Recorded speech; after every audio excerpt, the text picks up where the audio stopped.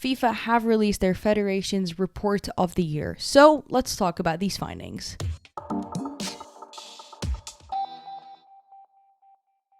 Women's football continues to be one of the fastest growing sports in the world. We're seeing that in numbers of audience, participation, sponsorships, revenue, numbers, everything around the game does point to incredible and fast growth. In the past decade or so, reports and numbers have pointed to international football being one of the biggest drives of the game improving. So that either being a country launching their own league because of a certain boost that they had, investing in the league that they already had. But the biggest and most important thing that comes from that international football scene is the number of participation that we are seeing rise across the years of youth and young women in the sport. FIFA does a massive federation survey every World Cup year. So they did the last one in 2019. There's a new one that surfaced just this year post World Cup in 2023 that works with every single federation. The report that I'll be highlighting today works with 211 federations, associations, FAs, whatever it is that you want to call them. I'll be referring to those words in a synonymous context today. But with FIFA collecting pretty much every single detail that you need to know about the federation in terms of what budget they're working with, the numbers that they have registered, the numbers that they're working with today compared to the numbers of 2019 reveal a lot. And what we have seen from this report in 2023 by FIFA is some pretty groundbreaking numbers that we really need to be discussing. So if you haven't figured out already, today I'll be breaking down and highlighting what this report tells us. It's a 150-page report, so it's a very, very big one filled with tons of information and knowledge. I'll be leaving a link to it below, so if you're interested into diving to the nitty-gritty stuff, go and check it out. It's definitely full of information that is relevant in the current game right now. FIFA Women's Football Strategy is a strategy that they have laid out 4 or 5 years ago. It's one that they consistently add things on. There's goals, there's milestones they want to hit. And from those strategies, there's 3 key objectives that they try to achieve. First of all, grow participation. That if you don't have participation, really you don't have a sport that's growing. You need to enhance the commercial value of it as the second key objective. And the third key objective is building the foundations. Those 3 things have to go hand in hand. If you're not giving and building the foundations, it's very hard to be able to grow that participation. And with that growing participation, you need to be able to enhance that commercial value that shapes new revenue streams, and it optimizes the existing ones already around women's competition, and in other words, it just expands the development efforts. Those 3 objectives, like I mentioned, are very important in FIFA women's football strategy, but are also 3 things that they discuss and highlight and demand the associations implement. Again, like I mentioned, the 211 associations that are featured in this report are, we know, associations that FIFA demand to have those 3 objectives. Comparing numbers from 2019's report to the 2023 report, we see that there is a 24% growth in women and girls playing organized football. Going back to the 2019 report, they actually we're looking to achieve somewhat between 15 to 20% growth since 2019.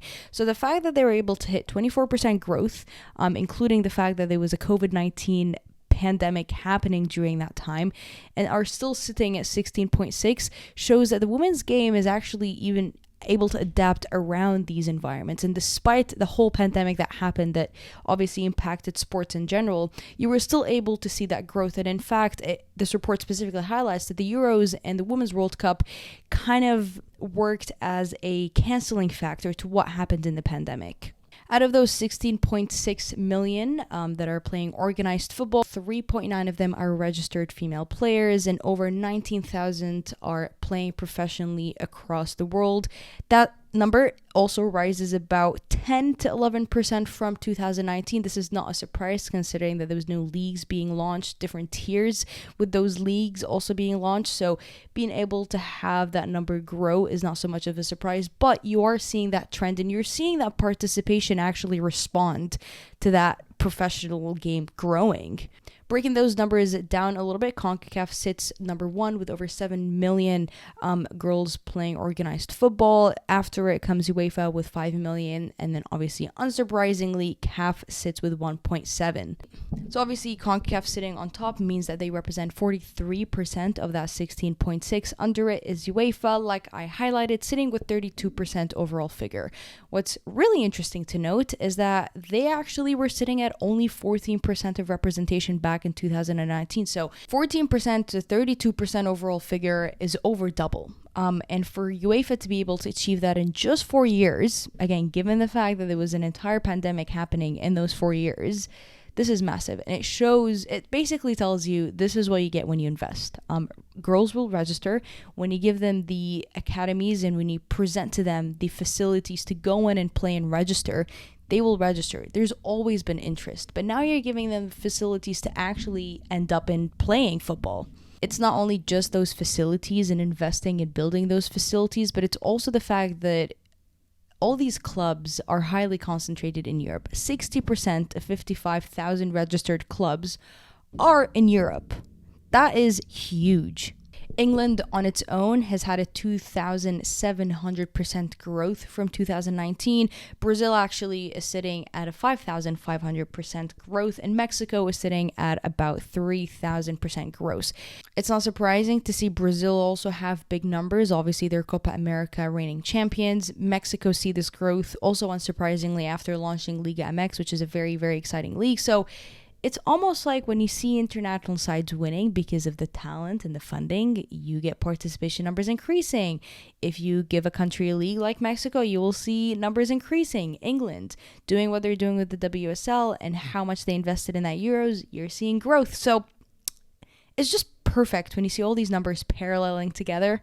So taking a closer look at the federations, you actually have the US Federation, the USSF, sitting with the largest budget for women's football, again reported by FIFA, by the federation. So that includes the women's national team program and funding, and it also includes the salaries of the coaches. Now, FIFA unfortunately did not reveal what that budget looks like, but it does highlight that obviously CONMEBOL and UEFA typically sit with the biggest budgets that averages between $5.8 million US dollars to $4.8 million US dollars, respectively, to those federations. Just under $500 million US dollars was the total spending on women's football by the federations, by the 211 federations. Collectively, they spent just under $500 million US dollars on their teams. 88% of those federations have a current women's football strategy compared to the 68 reported back in 2019. Again, a 20% increase, seeing that the federations are implementing and putting in place a women's football strategy. A lot of these 20% numbers are federations that actually made it into the World Cup for the first time. So when you're seeing these results and you're seeing these 5 to 10 year plans actually work out in 5 to 10 years, it's just almost like when you invest, you get something back in reward. With football strategies, FIFA has their own actual department that works closely with these federations in implementing and putting together a football strategy given the budget of that federation. But what they have also noted in this report that there's no actual correlation between the federation's budget and whether it has a football strategy in place or not, which is great because it means even if you are sitting in a very, very, very challenging budget, having a football women's strategy is super important regardless of the financial issues that you're currently working with. Being able to manage these resources in the best way possible, yet still having a women's football strategy, could be the way that you actually start making a little bit more money. So breaking down those federations a little bit more, the Asian Football Federation has a budget of around $2 million US dollars. That obviously contains Australia, Japan, and China. Unsurprisingly, Japan sits with the nation in that confederation that has the highest amount of registered female players over 20 years of age, almost 44,000. That's not a surprise because they have the WE League. They are World Cup champions, and I think Japan has had a very tough time recovering from international crashes out after winning the World Cup in 2011, that it was hard to build off of it when everything went down so low. But with that WE League being rolled out again and still being able to pump that local talent, sitting with the most amount of registered players in the federation speaks a lot to the Japan talent. And what they did at the World Cup should have not been surprising because this is what Japan does. And now that talent that you saw do what they were doing has been in creation for the last 5 or 6, 7, 8 years, really. Moving on, the Confederation of African Football, so that would include countries like Nigeria, South Africa, Cameroon, Morocco.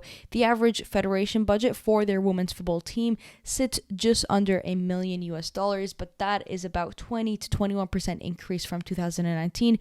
So not a bad statistic to be showing or proving in that region of the world. South Africa, interestingly but unsurprisingly, sits with the most amount of registered female players under 20 and over 20. Interestingly, in the under 20 registered numbers, you have Morocco sitting with around 10,000. They are actually sitting as low as number 7 in the 2019 report, but again, they have launched 2 tiers of professional football, so seeing that number so young be so high is not a surprise. But again, it does show you that when you invest and you give facilities, not only will you have young players be able to register and play, but you'll also see that success on the international level of qualifying for the first World Cup. They went to the round of 16.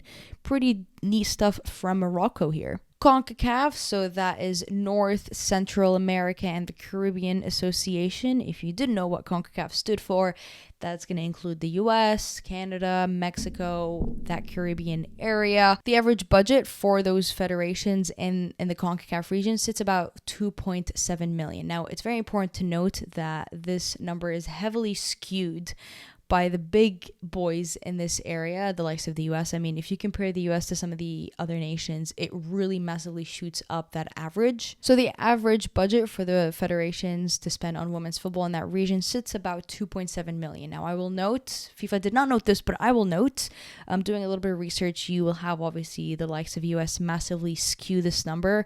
I would assume most of the federations aren't really able to even hit $1 million in that region, unless again you're one of the bigger ones in terms of like Canada and the US, and Canada has had their own financial restraints. So 2.7 is probably not so accurate in terms of average. You'll have a huge skew. It's a shame FIFA wasn't able to highlight exactly the budgets of those federations, but understandably it's a pretty big thing to reveal. So 2.7 is a questionable one. It's heavily skewed. But let's look at these numbers of registered players and girls, because this is a very, very interesting one here. Canada, and this might be a surprise to many, sits with almost 170,000 registered players under 20. Now, Canada is a big nation. It's a big populated nation. But 170,000 under 20 is a huge number. That number changes or drops to 34,000 for those over 20 years of age. That is pretty shocking, and I couldn't see a single nation that had that massive of a drop or that massive of a difference from going 170,000 to 34,000 because of an age difference. That shows you obviously that there is a huge dropout rate from those going from that 19 to 20 years of age to, right, I'm going professional over 20. And it's because Canada doesn't have a professional women's soccer league. So when we're talking about Canada really desperately needing a professional women's soccer league, which is set to kick off in 2015, Project 8 are the founders of that, which I'm probably going to be talking a lot in the future, but there is a huge dropout rate here for Canada to look and worry about. A lot of these Canadians drop out because they don't want to leave home and go to Europe and try to get a professional contract. Going into the US is even a bigger challenge because Canadians are dropping into the same pool as Americans, and the US has a ton of players, 1.7 million over 20 years of age to be precise. So when those Canadians are going in with the pool of the US, I mean, they're basically hidden. And this 170,000 to 35,000 is things for the federation, the country to really reflect on. Moving on to CONMEBOL, obviously a smaller confederation in terms of how many associations are in it. There's only 10. That is going to include Brazil, Colombia, Argentina, and that area has an average budget for these associations for about $6 million. Again, you're probably going to see a bit of a skew considering there's only 10 nations here and not the likes of over 30 nations with the other federations.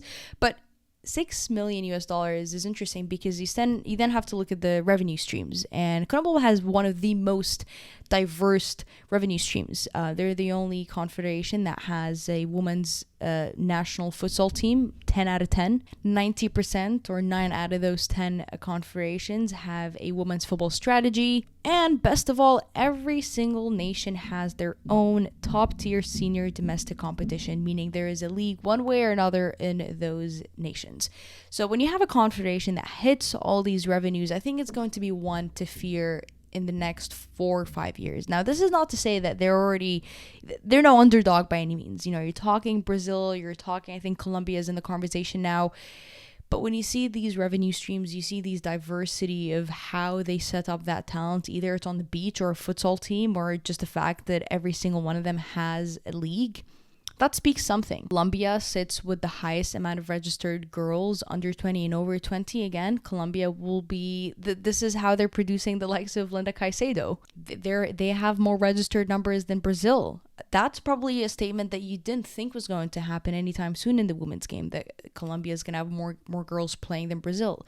But this is what happens when you invest, and this is what happens when you dedicate a football strategy, which I highly suggest you check out Colombia's, because it's really one of the best drilled and highlighted in how they figure it out. I'm going to jump over to UEFA, the Union of European Football Association. 55 FAs, Sweden, Germany, England, the big dogs, Spain, everybody is in it.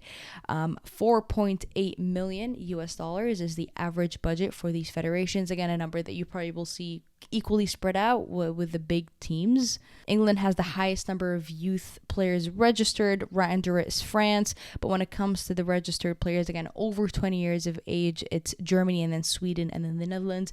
Over the past 2 decades, you would see Sweden and their league be sitting top. They dominated many. I think Germany, despite them not being fully professionalized, they were one of the few nations that had a league when, you know, things were starting to kick off. So Germany, Sweden dominating in these categories, not a surprise, but seeing England top the youth numbers just shows you how dangerous England is going to be in the future. 100%, 55 of those FAs have an operating top-tier senior domestic competition. This was a number that UEFA has been looking to achieve and has been looking to highlight since the 2019 report. It's not a surprise they're able to hit that high. England, like I mentioned, having over 2,700% increase from 2019 is the most and the highest out of the entire UEFA area. Again, you're competing against 54 other associations. Massive, massive numbers for England. But again, that's not a surprise. Now, the report does go on to break down every single category of such for the 211 FAs. So if you're interested in that, definitely check it out. It would be towards the end of the report.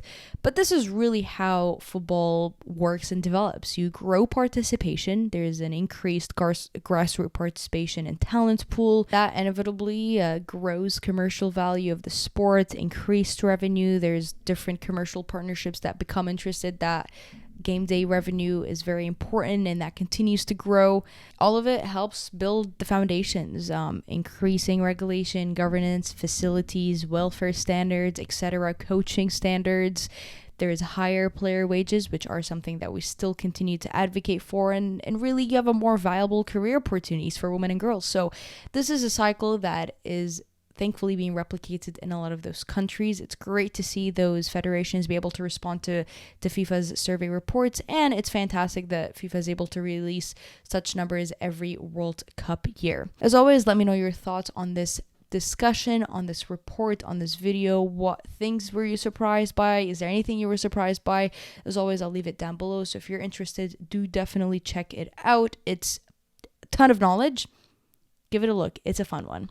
As always, to stay updated and to continue enjoying the beautiful game, make sure you subscribe to me here on YouTube and follow me on Twitter. And I will see you later with hopefully a little bit more activity from my end.